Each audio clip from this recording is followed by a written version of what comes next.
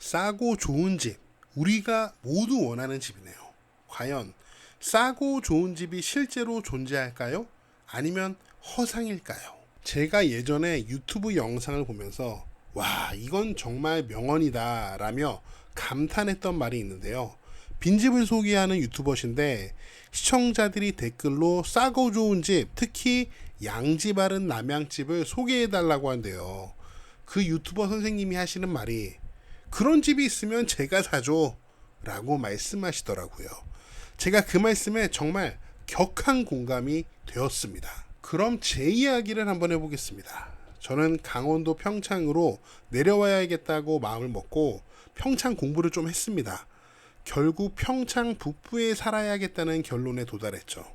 평창 남부는 고속도로도 철도도 없어서 우리 가족이 살기는 어렵겠다는 생각을 했어요. 우리 가족은 일주일에 한 번씩 용인 에버랜드도 가야 하고 강릉에 있는 발레 학원도 가야 하는 그런 사람들이거든요. 그래서 교통이 불편한 지역을 선택할 수는 없었습니다. 그래서 평창 북부, 즉 봉평, 진부, 대관령을 타겟으로 집을 보기 시작했습니다. 싸고 좋은 집을 사고 싶었어요. 시골에 집을 사는데 많은 돈을 쓰고 싶지 않았거든요. 그래서 부동산 사장님들한테 1억대로 싸고 좋은 집을 보여달라고 했습니다. 평창 북부에서 영업하는 거의 모든 부동산 사장님을 만났어요. 그리고 1억대 전원주택을 모두 봤습니다. 그런데 매물이 진짜 없더라고요. 전원주택이 워낙 많은 지역들이 있죠. 양평하고 제주도. 그런 지역은 매물이 많이 있습니다. 하지만 다른 시골 지역들은 알아보신 분들은 다 아실 거예요. 시골 전원주택 매물 진짜 없어요. 평창 북부에 1억대 전원주택을 모두 본 후 깨달았습니다. 1억대에 우리 가족이 살만한 집이 없구나. 그래서 부동산 사장님들께 전화를 돌렸습니다. 사장님, 가격에 상관없이 갖고 계신 모든 물건을 다 보여주세요. 그렇게 강원도 평창을 일주일에 두세 번씩 오가며 집을 봤습니다. 집 보러 다니는 거 정말 힘들었습니다. 부동산 사장님이 집 나왔다고 전화를 주시면 기대를 갖고 평창까지 운전해서 갑니다. 막상 보면 집에 마음에 들지 않아요. 발품 팔아서 집을 하나하나 모두 보는 거 정말 힘들었습니다. 봉평, 진부, 대관령에 나와 있던 모든 전원주택 매물을 봤다고 해도 정말 과언이 아니에요. 그래도 시골에 내려오고 싶어서 정말 열심히 봤습니다. 그렇게 거의 1년 정도 집을 봤거든요. 나중에는 정말 진이 빠지고 희망도 사라지더라고요. 이렇게 집이 없나? 이렇게 우리 가족에게 맞는 집이 없나? 그래서 중간에 집을 사는 것을 포기했어요. 집을 짓기로 마음을 먹었습니다. 그래서 엄청 유명한 건축가도 만나봤거든요. 그런데 그분은 단가가 너무 높아서 포기했습니다. 집을 지어준다는 회사를 찾아가서 이야기를 들어봤습니다. 친절하게 설명을 해주더라고요. 상담실에 딱 앉아서 프레젠테이션 보면서 이렇게 집을 지어준다는 설명을 들었습니다. 그렇게 거의 넘어갈 뻔했는데 저희 아버지께서 말리시더라고요. 저희 아버지께서 2008년에 전원주택을 지은 경험이 있었거든요. 난 집 짓는 거 절대 반대다. 그냥 있는 거 사. 그게 더 싼 거야.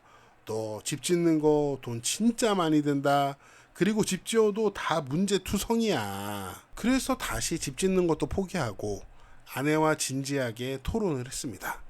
그래서 그 토론의 결론은 이랬습니다. 우리가 평창 북부의 매물로 나온 거의 모든 집을 봤지만 가격을 포함한 모든 면에서 마음에 쏙 드는 집은 없다. 그렇다면 그 중에서 가장 나쁘지 않은 선택을 하자. 그렇게 해서 선택한 집이 지금 우리 가족이 사는 집입니다. 제가 이 집을 얼마에 샀는지 궁금하시겠죠? 알려드릴게요. 국토교통부 부동산 실거래가를 보면 다 알 수 있습니다. 물론 이 집보다 더 좋은 집도 있었습니다. 하지만 가격 차이가 많이 났죠. 제가 2018년 당시 생각했을 때 제가 최대한 쓸 수 있는 금액대에서 최선의 선택을 한 집이 바로 이 집입니다. 어떤 분들은 시골집을 그 돈 주고 사냐? 미쳤냐? 돈이 썩어나냐? 이런 식으로 말씀하실 수도 있을 것 같은데요. 저는 제가 집을 그래도 저렴하게 샀다고 생각합니다. 만약에 이런 집을 지었다면 분명히 돈이 더 많이 들었을 겁니다. 그리고 여러분도 이미 잘 아시겠지만 저는 매우 만족하면서 이 집에서 살고 있어요. 1년 정도 집을 보고 결정하면서 제가 내린 결론이 몇 가지 있습니다. 그 중 하나가 바로 싸고 좋은 집은 없다라는 것입니다.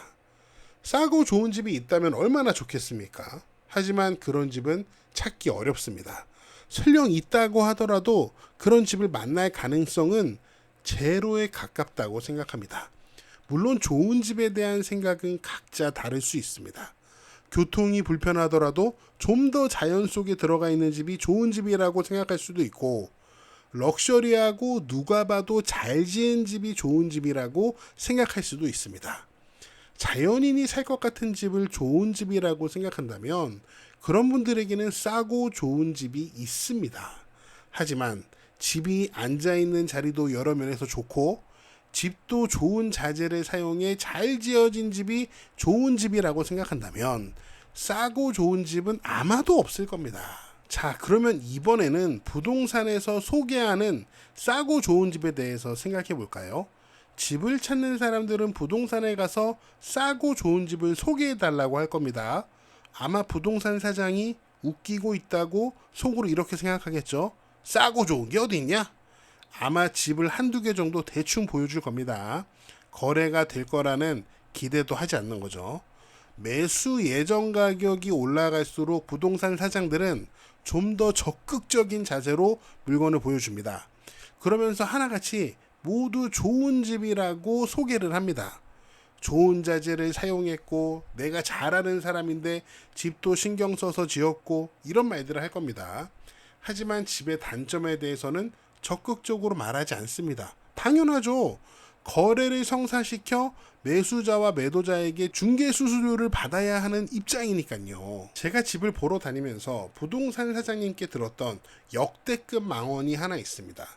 부동산 사장님과 집을 보러 갔습니다. 집이 괜찮았어요. 그런데 집 바로 옆 100m도 안 되는 곳에 한우 축사가 있었습니다. 그 사장님이 이렇게 말씀하시더라고요. 여기는 바람이 항상 집에서 축사 쪽으로 불기 때문에 축사 냄새가 절대 안 나. 어떻게 바람이 항상 한 방향으로 붑니까? 또 다른 부동산 사장님은 분명히 시내까지 30분 거리에 있는 집인데 자기가 운전하면 10분밖에 걸리지 않는다고 하시면서 이 집은 시내에서 10분 거리에 있는 집이라고 박박 우기기까지 하더라고요. 부동산 사장님들도 다 먹고 살자고 하는 일이니 다 이해할 수 있습니다. 부동산 사장님들은 다 좋다고 설명하지만 분명히 그 집들도 단점이 많은 집들입니다.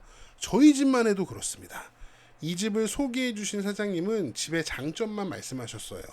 그런데 살아보니 저희 집은 문제가 많은 집입니다. 그나마 다행인 게 제가 문제도 잘 찾고 이것저것 고치는 것을 좋아하는 성격이라 하나씩 고치면서 재미있게 살고 있습니다. 결론적으로 제 생각이 틀릴 수도 있지만 저는 부동산 사장님들은 매물의 좋은 점을 좀 더 부각해서 소개할 수밖에 없는 입장이라고 생각합니다. 그러면 경매 물건은 어떨까요? 경매를 통해서 시골에 싸고 좋은 집을 찾을 수 있을까요? 결론부터 말씀드리자면 저는 그 가능성은 매우 낮다고 생각합니다. 시골집이 왜 경매에 나오게 되었을까요? 채권자가 돈을 달라고 해서 경매에 나오게 된 것이죠. 만약 집주인이 그 집을 팔 수 있었더라면 집을 판 돈으로 채권자에게 돈을 주면 되니 집을 팔 수 있었다면 경매에 나오지 않았을 겁니다. 모든 경우에 적용되는 말은 아니겠지만 집이 팔리지 않아서 경매까지 넘어갔다고 볼 수 있을 거예요. 즉 경매에 나온 시골집들은 매매 시장에서 외면받은 물건들입니다. 그렇기 때문에 일반적인 기준에서 경매에 나온 그 집이 좋을 가능성은 매우 낮습니다. 하지만 간혹 일반적인 기준에서 좋은 집이 나오는 경우도 있어요. 배산임수의 남양집, 생활권도 좋은 집, 이런 집이 경매에 나오는 경우도 간혹 있습니다. 단점이 없는 무결점의 시골집일까요? 아니요. 그럴 가능성도 매우 낮습니다. 위반 건축물일 수도 있고 권리적 하자가 있을 수도 있고 집은 좋아 보여도 주변 환경이 안 좋을 수도 있고 낙찰 받았을 때 큰 위험에 노출될 가능성이 있을 수도 있습니다. 물론 가끔 큰 결점이 없는 집들이 경매에 나옵니다. 그러면 그런 집들은 금방 좋은 가격에 낙찰이 되죠. 사람들이 귀신같이 알아봅니다.